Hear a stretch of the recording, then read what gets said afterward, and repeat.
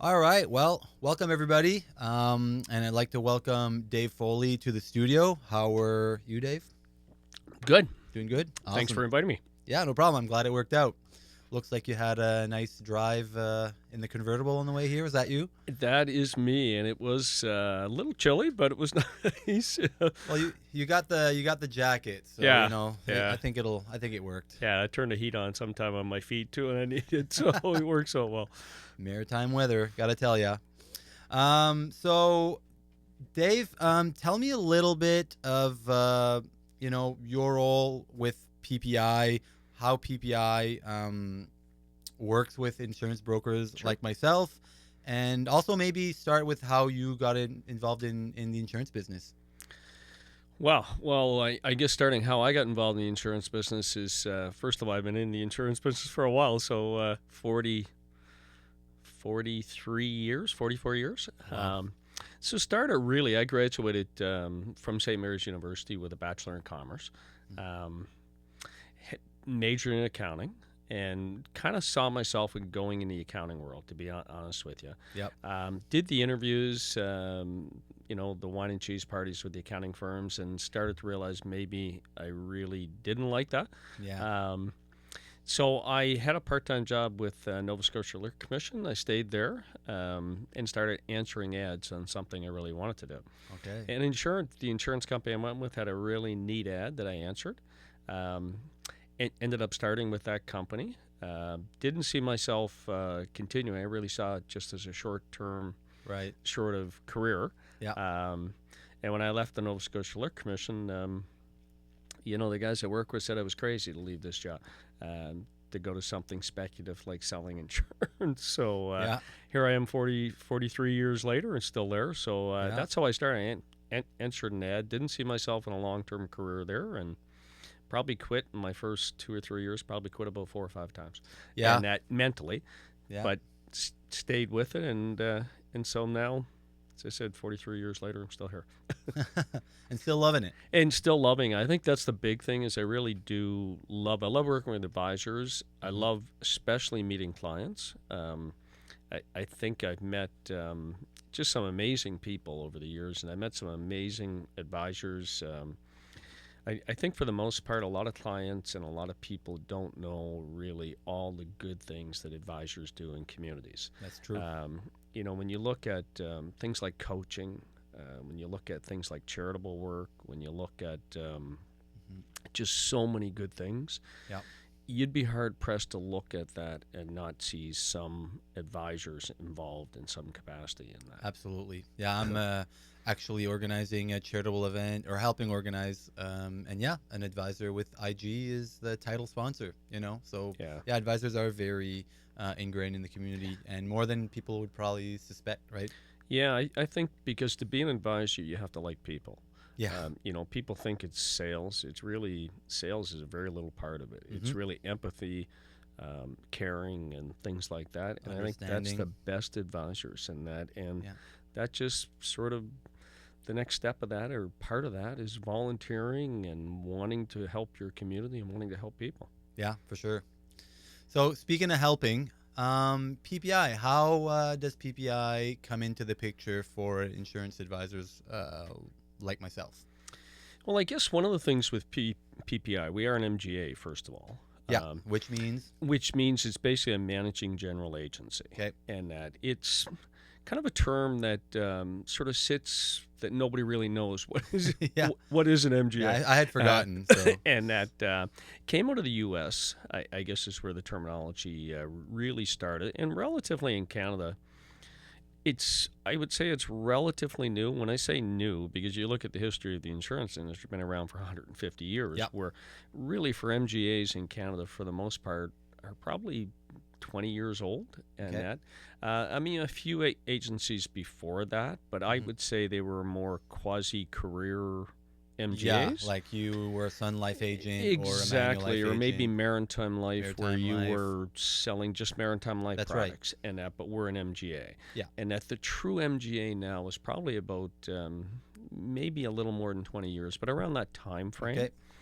And what an MGA really is it acts as an intermediary between the supplier and the distribution channel. Yeah. Where career companies, advisors can only sell one supplier Mhm. or one company. So what it allows us to do is you as the advisor don't have to worry about quotas or knowing every company out there or knowing all of that stuff. We hold those contracts and allows you to put your business through us, which delivers the best advice to a client, in my opinion, because you don't Mhm. have to worry about whether it's XYZ company or ABC company. You can sell all of the companies, Yeah. and consequently, from what the consumer gets, is the best product that's available to them Yeah. from that advisor. Best So fit. it takes away that layer. And for the supplier companies, of course, they only have limited, they're not dealing with maybe 5,000 advisors one at a time, Mm. compliance issues, contracting issues, all of that. They're dealing with one. And if they have a Yeah. problem, they come to us. Right. So intermediary, I don't want to say middleman, but in a way, like, and for me, it's PPI or any other MGA I've worked with in the past have always been there for me. They're my first line of defense whether it's for underwriting, whether it's for product placement, or even often where I'll reach out to you yourself is larger cases or cases that that the education piece is a little long past where I just need a refresher on certain Right. things to make sure that I'm doing what's best for my clients, right? Because we can't be expected to know everything right away at our fingertips. We rely on our MGAs to not only know which companies are strong in a certain segment of the market, but also which forms do we need and how are they with underwriting and how are they to deal with. And so it's definitely a great role for somebody like myself, who is an advisor, broker, planner in that sense. Yeah, I think it would almost be daunting or impossible for an individual advisor to have to take on all of those different criterias. And, Yeah. it would just be, look at PPI. We have over 350 employees. Oh wow. And part of it is the knowledge, part of it is compliance, part of it is just in force, Mm-hmm. and that new Yeah. business and all. There's different facets to that. So think of an advisor who had to do that all by himself. Yeah. And you guys offer like kind of the I'll call it a CRM light, which has all my clients' policies in there. When are they renewing? When is everybody's birthday? And I use that all the time to figure out which document was sent to who, when, and all that good stuff.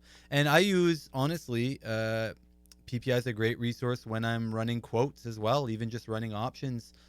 Cynthia is always there to help, and it takes a lot off my plate, and it lets me do what I do best which is basically having the Right. conversations with a client, doing the needs assessment, doing the planning, and it's nice to have somebody in my corner that kind of does the heavy lifting on the other stuff, right? Whether Yep. that's tracking the applications, letting me know what's missing, give me updates along the way. So it's and you guys are doing a great job. So Oh, thank you. kudos. Um, so let's shift gears into the products themselves. So there's a lot of needs and purpose, and I'm sure in your career you've seen advisors use insurance for a million different ways and angles and pitches, let's say. But let's just run down to the basics. Um, what? Why do people need insurance? What? What? In a person's financial plan, where does insurance land? As far as you're concerned. Well, I think insurance, at the very basic level, is security, protection. When you think about it, anybody that loses income, and that it is a pretty traumatic event. Mm-hmm. And that, so when I say loss of income, it could be from while you're alive, you lose it from disability or sickness, Yeah. or if a death occurs and you have a family and you've lost that. So any family, regardless of age, Mm-hmm. even when you're more senior, like me, Mm-hmm. and I look at if one income all of a sudden dramatically just drops today, Yeah. and that's the effect of what insurance can help overcome. It doesn't replace people. It doesn't make you better, but it does take away a little bit of a stress, and it is protection. Yeah. And that's really at the very fundamental level of what insurance was meant to do. Yes. And that was to do that. Yeah. The government, to some degree, steps in and tries to causally do a little bit of insurance. CPP, I mean, that was the Yes. intent of what CPP was an Sure. insurance background. Yeah. And that it's become kind of more of a pension background, Yeah. because the insurance element hasn't changed for 100 years almost. Yeah. So that's really what insurance is. And, from a very basic level. Now, over, say, 150 years, and certainly what we've seen over the last 30 years, insurance has evolved a lot. Yeah. And it's evolved to be a tax planning structure. It's evolved to be a lot of different vehicles. Absolutely. And I think that's where the complications and all of that get added. Mhm. To some extent, government changes, a little bit. And when government changes, they look at things a little bit. We've seen some changes in the insurance industry, which have Yes. caused insurers to adapt and Mhm. adjust. But right now, as we sit here today, that adjustment has been pretty good. And it's Yeah. always stayed to the forefront, because I do believe that the government recognizes that really protecting people is protecting them to some extent. Yeah. And that, if people have insurance and it takes away that and they're able to survive and they're able to contribute to the economy by keeping on going, that's a positive thing. Yeah, definitely. Yeah, and I've always positioned insurance in the very same way where, I always say it's about controlling the uncontrollable. It's one way to control the uncontrollable. You can't control if you're going to get disabled, get sick, or die prematurely, but there will be some financial repercussions, and insurance is one way to kind of slide some bricks in what I call your foundation of financial planning to get a solid foundation, so any other net worth that you're building on top of it is as sound and solid as possible. And I agree, that's where insurance lands. And some people love insurance, some people are less of a fan of insurance, so some people will overinsure, some people will underinsure. We've seen it all. Yep. But what a lot of people don't realize is that there's a product for everybody, right? So Yeah, I think there's so many products out there now, and I think what we see, even if I look at my, a client that bought a product specifically in the permanent side of things, Yep. or a whole life side. If you look Mhm. at the product from 10 years ago and look at the product today, vastly different product. Yeah. And that vastly different product. And that's where we start to see the uses and flexibility and all those things start to come around. Yeah, absolutely. So I'd also like to maybe pick your brain a little bit on the blind sides. So I mentioned a little bit that people, some people are a fan of insurance, some people are less, and there's obviously advisors who position insurance in different ways in their practices. What would you say are the most common missteps or blind spots that people have when it comes to properly insuring themselves? Well, I think blind spots are, first of all, a perception of insurance. Nobody really likes insurance. Yeah, nobody likes and nobody likes paying for it. No. And that's one of the first things that sometimes you see when you mention the word insurance. People have this perception or this idea behind it, and I think getting over that is probably one of the biggest steps. Mhm. And insurance to some extent is a really good thing. And Yeah. that for you as a person, for you as a corporation, for all those things. So it's understanding that as to how it fits in. But I think it's part of everything else. And I think in isolation, that's where people get the wrong perception. But when it forms part of your retirement, part of your planning, part of your security, part of your, what your future looks like, or if something did happen, that type of thing, I think that's where it gets to be a little bit more palatable, I guess, to people. Yeah. So some of the biggest blind spots that I see, certainly for individuals, and it's a funny thing, CI insurance has been around in Canada. We enjoy the best CI product in the world. Being critical illness. Critical illness, yeah. Sorry, we have lots of acronyms in insurance. I know. And the amazing thing about our critical illness product, you can't buy it anywhere else in the world except It's fantastic. in Canada. And you can buy critical illness everywhere else in the world. Mhm. You can't buy our type of product. We sell the only non-cancelable product. Yeah. Everywhere else in the world, it's cancelable by the insurer. Mm. Here, if somebody buys it, they've got it for life. Yeah. And the only way it can be canceled is if the client cancels it. Yeah. And it can be permanent, it can be term. And I think sickness right now, I mean, you can't, this morning on the way up here, listening to radio, what was the news talking about? It was talking about the health situation, in particular in Nova Scotia, Yeah. and the waiting periods, and things like that are going on, and how we overcome that. Mm-hmm. Critical illness fit that gap. It was developed by Marius Bernard because of that. Yeah. And yet it's so undersold, and Big time. that it's amazing, and it's not something that we've been dealing with for, I don't know, 30 years. Yeah. And I don't think we'll ever get over that hump. Yep. And that because people don't realize until it happens to them, and how much a critical illness or how much that can affect their life dramatically. It's like getting cut off at the knees, pretty much. It is. You don't die. It's like a living death to some extent. For some, yeah. And we have some would say a great health system, some would say not so great, and that. But what critical illness does, it takes a lot of worry off of people and allows to seek treatment outside, allows a lot of different things, adjustments that you can do to your house, things like that. So I think that's a very much an undersold product. I agree. I think disability as well is, it's been around. There's a difference between group insurance and personal disability. I think that's undersold. Yeah. I think insurance, life insurance, and that is a lot. We know that the mid-market is an underserved market right now in Canada. Every statistic that we look at says that people are underinsured. And we're talking mid-market, we'll say young middle class. Middle class, yeah. Like middle class. And, that's a good point, Marcel, because mid-market is an insurance terminology. Yeah, that's from our perspective. Exactly. It's not a consumer's perspective. So I would say middle class is where that fits in. Two young professionals. Absolutely. It's probably the most underutilized market, and products-wise have not developed in that market. And that for the most part. They've developed in the high net worth market. Yeah. And they've developed to some extent in the low end market, which has been one of the issue and absolutely. It's been one of the fastest growing markets. Yeah.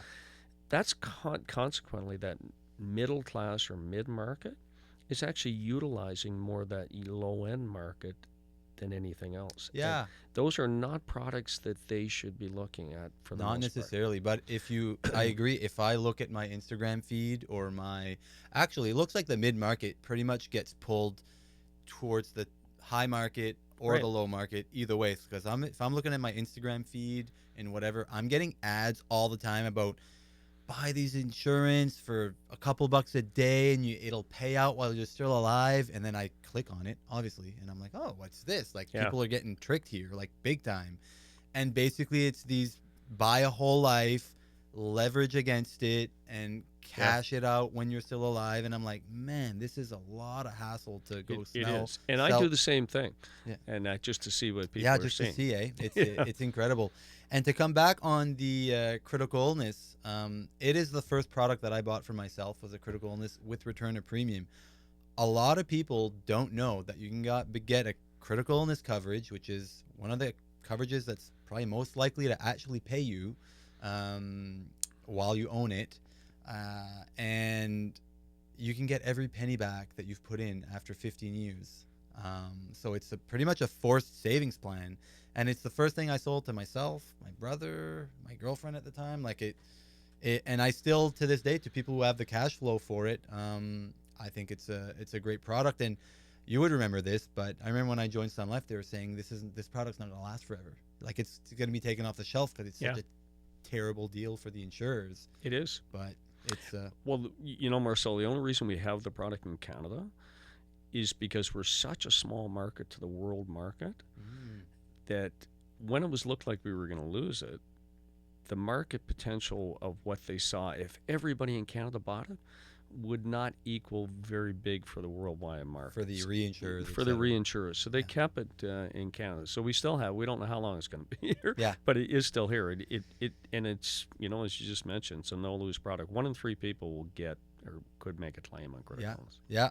And, a lot of people also forget the basic principle of insurance, right? Where it's the insurance company invests the premiums and they earn income from trading or buying, income generating products on that money. So even if, there's no claim or whatever, the insurance company still made money off my 15 years of contributions because there was no claim. Yep. Would there have been a claim, they would have been out significantly, and I would have been in Absolutely. my money quite significantly. So it's interesting in that way. So let's move on to kind of how insurance is used and how planners position insurance in different situations. So in the individual, it's about protecting your family and your needs, replacing your income or paying your personal taxes or whatever needs to be kind of checked off. For businesses, it's kind of a different story where there are different needs. So can we maybe dive into the different particular needs a business owner, business partnerships might want to consider and use life insurance for?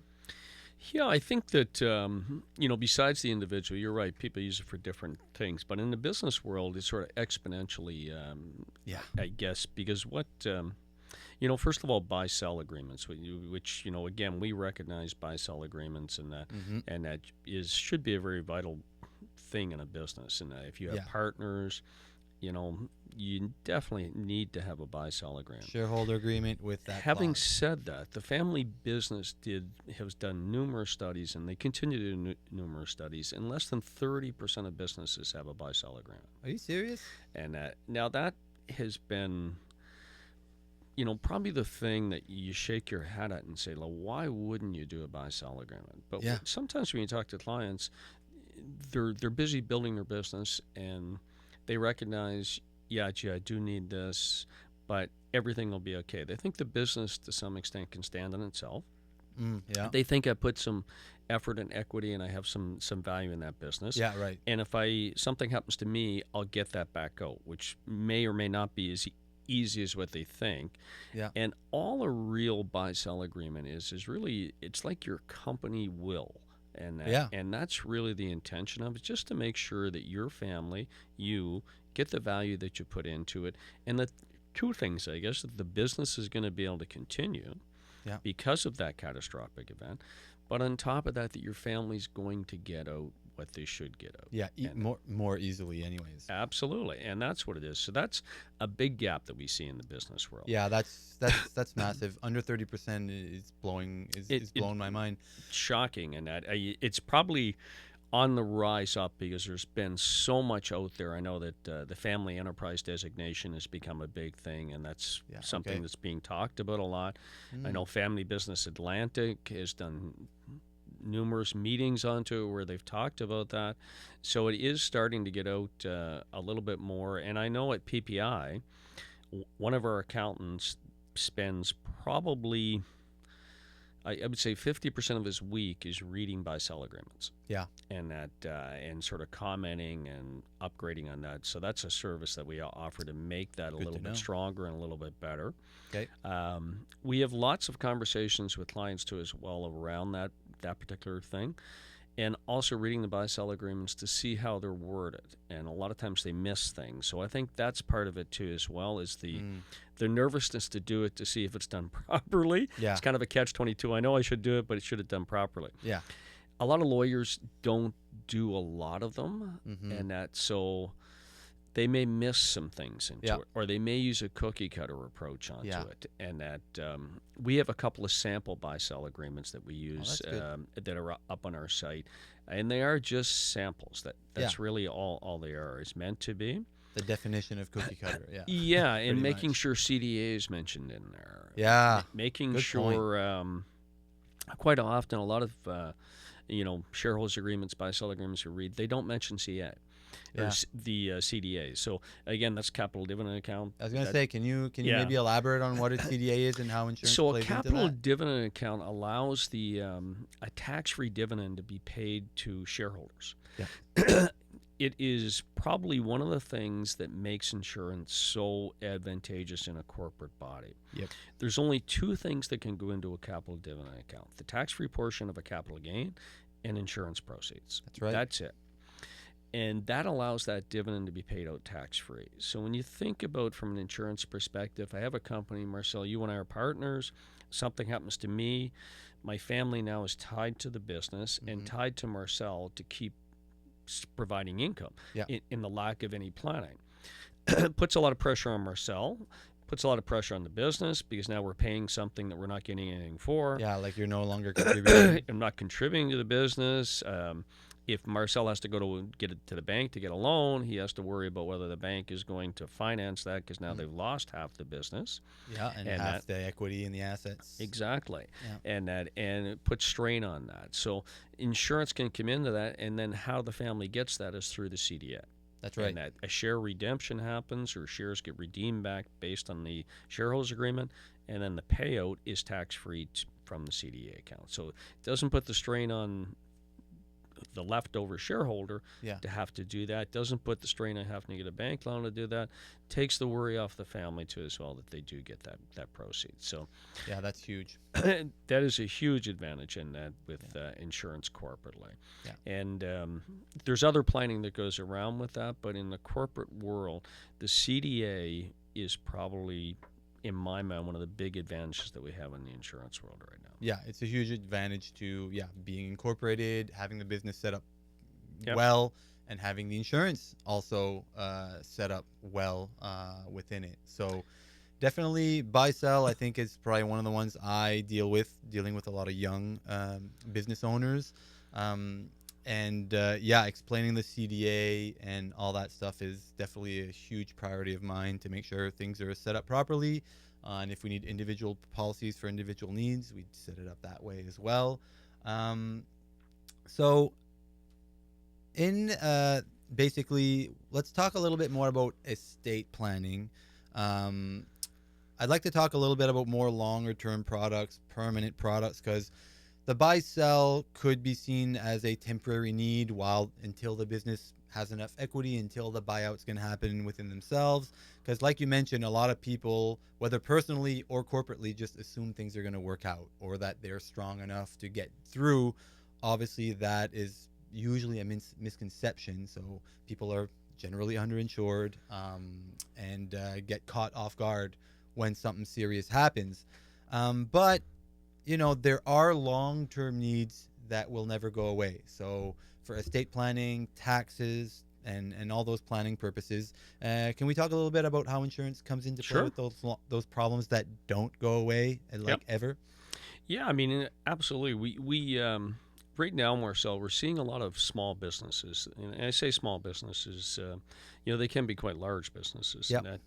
But we'll say small business because they're privately held corporations. Yeah. In that they're not public and among family, and I mean they can range in size up to a couple of $100 million in that, but certainly we'll still reference it as small business. Yeah. Quite often, what happens in those businesses is in the planning process, they haven't taken enough steps to do the planning process. So, in the absence of planning, what happens is if something happens to mom and dad, we'll say, that business value can be diminished by as much as 73% before it passes to the family.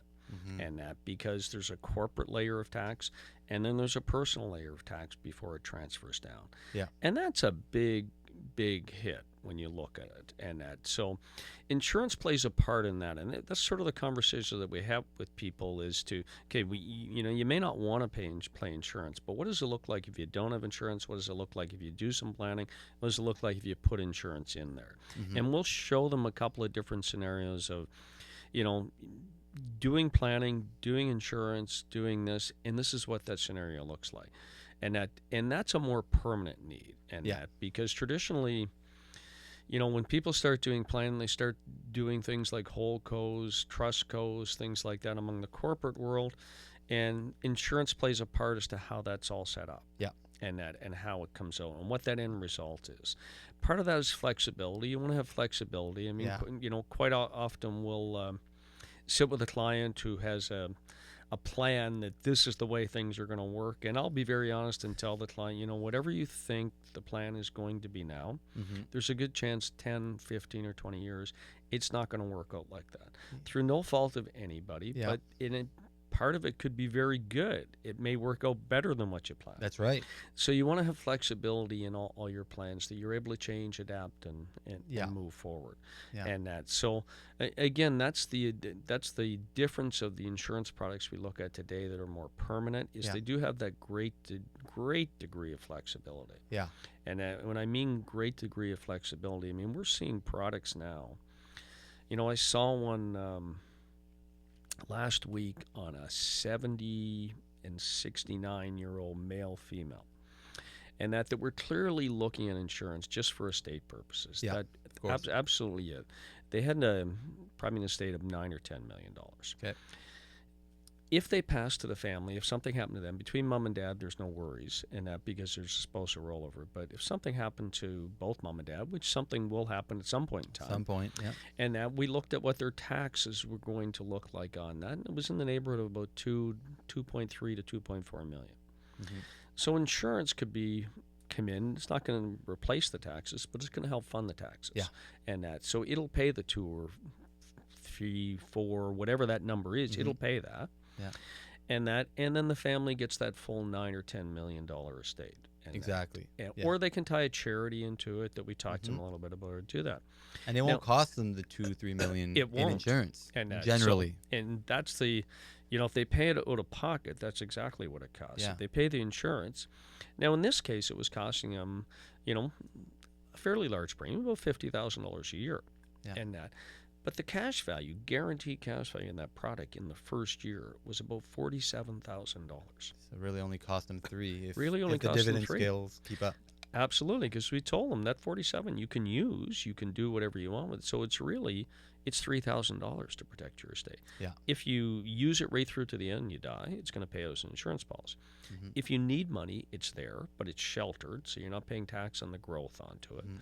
Because that was part of their issue too, is they had an investment portfolio of about, I think about $3 million non-registered. Yeah. Okay. And so it was creating a little bit of a tax structure for them, right? Yeah. And they were self-investing. So we told them, how long can you keep continuing to self and managing this, right? Like, true. It's you're 70 now. When you're 80, when you're 85, mm-hmm. are you going to be able to do that? Yeah, trading and et cetera, making those calls, handling the stress. Absolutely. So that's the new version of insurance now, is those high early cash values and that spread being lowered. Mm-hmm. And I think that's a really positive thing. Mm-hmm. There's things that you can do, like overfunding too as well. Again, we talked to this client shuttle about fund. Yeah, absolutely, and you can do that on a whole life policy now. You can overfund it, and things like that make insurance really part of that planning process. But I think the big mistake that we make a lot of times is looking at it in isolation. Yeah. So the insurance, here's the insurance, it can do this, but it's really part of everything else. A bigger plan. Like a bigger plan. Yeah, an overall plan. Absolutely. Yeah. I mean, if I was that client and I looked at it and said, $50,000, man, I don't want to spend $50,000 on insurance. Life insurance. But when it's part of the overall plan, and we looked at it, the taxes you're paying on your investments, if we can remove some of that and move it into this, and then you get the $3,000 spread, you're protecting it. Because the more you're, it's kind of a catch-22. The better your investments do, the bigger your tax bill is going to be. So, you have enough to live on right now, so you can do this, right? Yeah. I think you're absolutely right. It needs to be looked at as a tool in the toolbox. So it's a piece of the plan. Now, you touched on something earlier that I'd like to kind of just circle back on, and that is, we talked about the cash value as opposed to the death benefit, which are the two main things I really look at when I evaluate a product for a client. But I come across some clients who have worked with other advisors, and their perspective of what they were sold, or the purchase or the utility of it, what seems to be lost on the client a little bit. So whether it's because of how it was sold or positioned or promises made, I don't know. I wasn't there. But I'd like to talk about maybe the realities of a life insurance plan. Is it intended to be a life insurance plan, or can it really be this magical product that some people make it out to be? Because a lot of people I see are being sold these permanent plans as a way to get tax-free money out of their corp, basically. Not at death, but basically, Yep. and they see it as a non-reg account, like a personal non-reg account. Basically, that's how like they see it. It's gonna be all this tax. It's gonna be this $1 million tax-free money that I won't have to pay tax on. Can you explain how that actually works full circle when somebody sells a par and maybe tells the client it's gonna be a way to Yep. fund their tax-free retirement, and how that kind of, again, in my brain, kind of collides a little bit, or there's a little bit of friction between that and the full truth as far as CRA is concerned and whatever. Yeah. So are you talking on the individual side or on the corporate Even side? if it's corporate, like because I think what they're being said is if you take a line of credit or a lend against it, like Yep. you would lend on a home equity line of credit, you don't have to pay tax on it because it's a loan. You'll have to Yeah. pay interest, but it's better than 45 or 55% tax. Yeah, I think first of all, I know that's a loaded question. yeah, I'm a great believer that the insurance has to be you have to need the insurance And before it you needs buy. to be for the insurance. And it needs to be, exactly, it needs to be for the insurance. And I agree. insurers will even look at that, Marcel. If somebody buys, let's say they can afford a $200,000 a year premium, and whatever face amount that is, one of the criteria is do they need that insurance premium, or do they need that insurance? Insurers look at that, and advisors should look on that. Should Of they course. need? So that should be the first thing. Yeah, And and the that, do you need the flexibility of it insurance? all. Absolutely. Now, as far as everything else goes along with that, there are lots of strategies out there in the market right now. Yeah, a lot of possibilities. Probably the most popular one right now is what we refer to as immediate financing arrangement, Okay. which means that a client buys a whole life policy, or in most cases it's a whole life policy. They buy it today, and they start to they set up a line of credit from a right bank away. on the side. Yeah. And right away, basically, the line of credit is secured because of the cash values in the insurance policy. Okay. And then they utilize that line of credit to take money into their pocket. Okay. Now, what they do with that money, depending, could make that interest deductible from the bank, because you need a banking institution to do that. With the letter, yeah. Absolutely. So that could make the interest deductible. Now, is that advantageous for a client? And that's when you have to look at the overall picture. Yeah. The strategy itself is very complicated, Yes. but for the right client, it could work very well. Mhm. The ideal client for that is a client that needs, say, a larger amount of insurance, and that permanent insurance, because it's not a need that's going to go away. Yes. Secondly, they have the ability to have some cash flow management. And Yeah. because that's really what that strategy is it's a cash flow management strategy. It's utilizing your ability to secure credit and to use that credit to put yourself in a better position Right. to obtain this product. It's different way of using leverage. Absolutely. Yep. And in today's world, why that becomes a very unique and popular strategy is the cash values grow so robust Yeah. that they're basically the line of credit is almost less, in a lot of cases, very early on than what that cash value is. Okay. You still have the cash value in the policy, so it's still in the corporate books. So if you ever need to pay off the loan, you could pay off the loan. Yeah, you could. Yeah. And the second thing is you still get the CDA advantage if you died. Of course. It's still paid out. Yeah. And so you have all of that insurance. You're just utilizing the cash value. Bunch of So options. that's why it's become popular. Yeah. A lot of times the most popular concept is a corporation buys it or a small corporation buys it, and the shareholder does a personal loan against Yes. using that. Now, when they do that, they need to pay a guarantor fee, or they should pay a guarantor fee back to their corporation for the privilege of using that Okay. as a corporate asset. From a bank perspective, the banks really don't monitor that part of it. Got it. They recommend you get your own tax advice. And Yes, that on of that. course. Yeah. And that's where you need to get and make sure the accountants involved, Signed off. that they understand it. They understand that there may be some, I won't say risk, but there is an element that CCRA can ask. Yeah, and there's if they gray ask, zone there. absolutely, Yeah. you need to be able to answer those questions. Yeah. And that the insurance is needed. I have paid that guarantor fee. Yeah. And the insurance is still in place. So Okay, well, that is tremendously insightful. So I know a lot of business owners are, being approached or being presented these, and they're hard to understand. So there's a lot of moving parts. Even for myself, it's still not hard to wrap your head around because I've been at this a long time. But it's always nice to get that refresher. So last thing I want to talk about for permanent insurance is there are kind of two types of more longer term. There's universal life and whole life, and there's participating whole life, I guess. Can we maybe just jump on the distinction between universal life and par? Yeah. Um, well, I guess first of all, again, going back to those acronyms, we have lots. So we call UL on the market, which is Universal Life. Universal Life, yeah. And Universal Life is a product that came out in, I think, about the mid 80s. Yeah. Developed in very high interest rates. Yeah. And right. the initial intention of was UL was to combat the buy term and invest the difference. That's really what it was designed around. So you can actually invest the difference. Yeah, you can actually invest the difference inside of you, inside the universal life.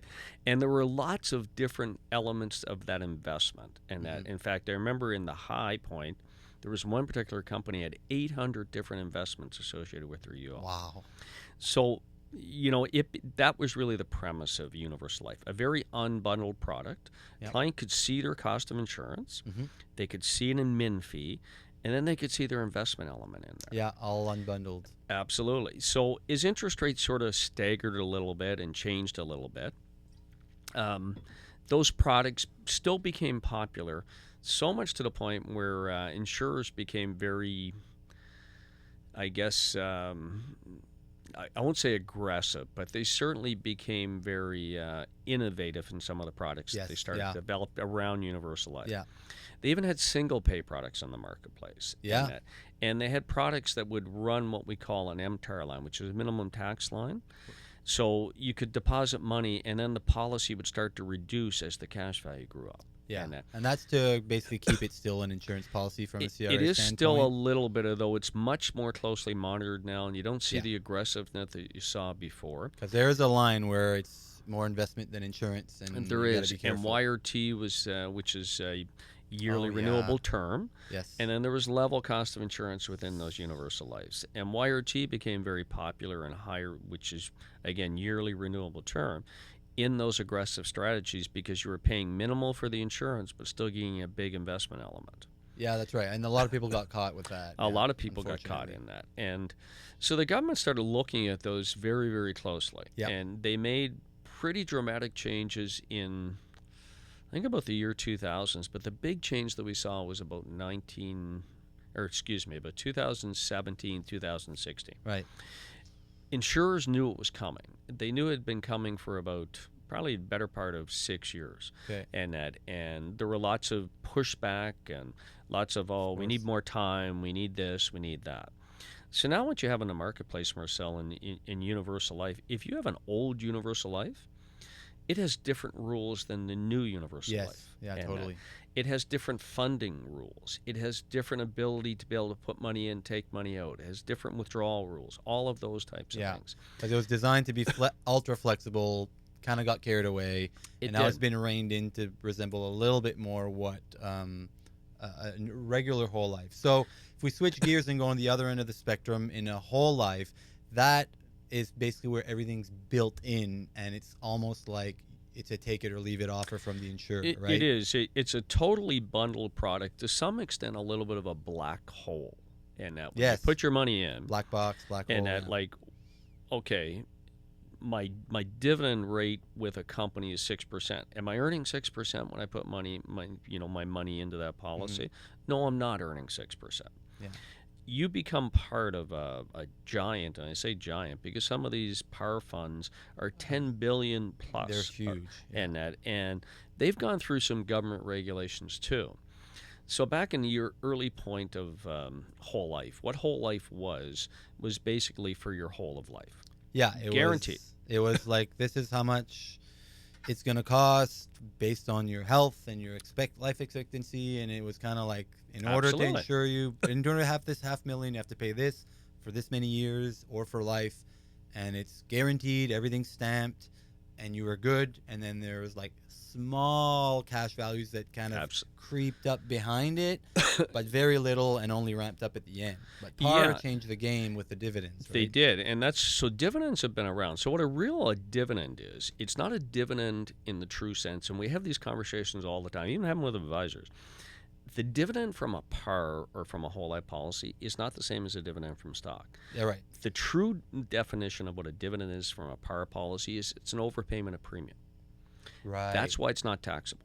So back It's a in the premium early coming days, back to you. right, in the early days of whole life, it was meant to be for your whole of life. It was meant to be that, gosh, if we're going to allow 150 years ago for insurance companies to start, and we're going to say this person or this company can bring in your money, we want to have some solace to know that that premium is going to go into an insurance policy. It's actually going to be paid out.